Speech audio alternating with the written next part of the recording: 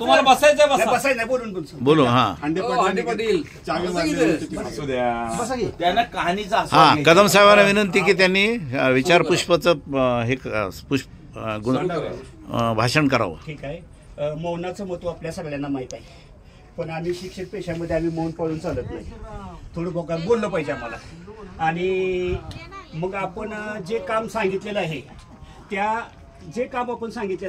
त्या कामापुरतंच आपण बोललं पाहिजे. जर आपण प्रमाणापेक्षा जास्त बोललं तर त्याचं वाईट परिणाम होतात.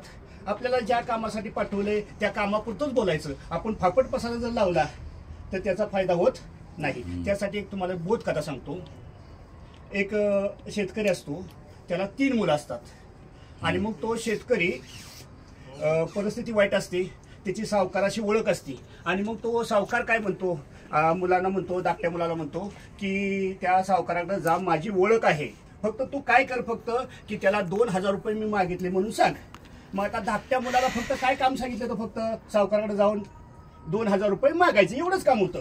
मग तो मुलगा गेला. आता सावकार म्हटलं की ते डबल मजली माडी, आणि मग त्या माडीवर सावकार बसलेला होता. जिना जरा अरुंद होता, वर जाताना लाकडी जिना.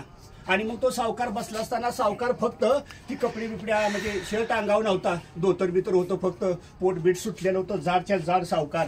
आणि मग गेल्या तो मुलगा काय केलं त्यानं, तर मुलगा जोर जोरात हसायला लागला. आता काम तर बाजूलाच राहिलं. तो हसायला लागल्यानंतर सावकार म्हटला की तू हसतोयस काय? अहो म्हटलं हसू नाही तर काय करू, तुम्ही इतकं म्हटलं जाड आहे, इतकं जाड आहे, तुम्ही जर मेला तर ह्या जिन्यातनं न्यायचं कसं? मग सावकाराचे जे शिपाई होते त्या शिपाईने त्याला 2 ठोकर टाकलं आणि हाकलून दिला. आता हाकलून दिल्यानंतर तो मुलगा घरी गेला. वडील म्हटलं पैसे आणले असतील. अहो कसलं आणलं? म्हटलं मला त्या सावकारानं मारलं. का मारलं तर सगळं सांगितलं की मी असं म्हणलं. अरे तू नालाय काय म्हणली. मग आता कुणाला नंबर आला? दुसरा मुलगा. आता दुसरा मुलगा गेल्यानंतर तो सावकाराने गेला आणि म्हणला अहो ते आमचा धाकटा मुलगा आलता, भाऊ आलता, तुम्ही काय पैसे त्याला दिले नाहीत?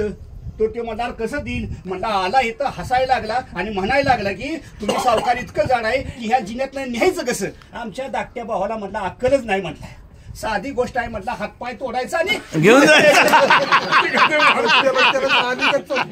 मस्त मस्त काय झालं, मार दिला. तो काय झाला माहितीये का, तो घरी आला, वडिलांना ती सगळी हिस्ट्री सांगितली. सांगितल्यानंतर वडील म्हणला तू पण आलाय, आता एकदा थोरला तरी कळताय, थोरल्याला पण बरंच काही कळत असेल. मग त्या थोरल्या मुलाला पाठवलं. मग थोरला मुलगा गेला. थोरला मुलगा गेल्यानंतर अहो म्हणजे माझे 2 भाऊ आले होते आणि तुम्ही पैसे दिले नाही तर? अरे म्हटला धाकटा तुझा तो भाव आला होता, तो म्हणून हसायला लागला आणि म्हणला तुम्ही मेला तर ह्या जिन्यातनं न्यायचं कसं? दुसरा बी तुझा भाऊ नालायक निघाला म्हणले की या ठिकाणी हातपाय तोडायचं न्यायचं.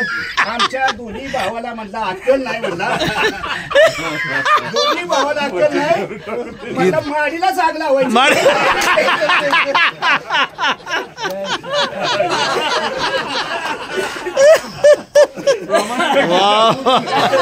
बेहतरीन बेहतरीन, जबरदस्त जबरदस्त जबरदस्त जबरदस्त जबरदस्त.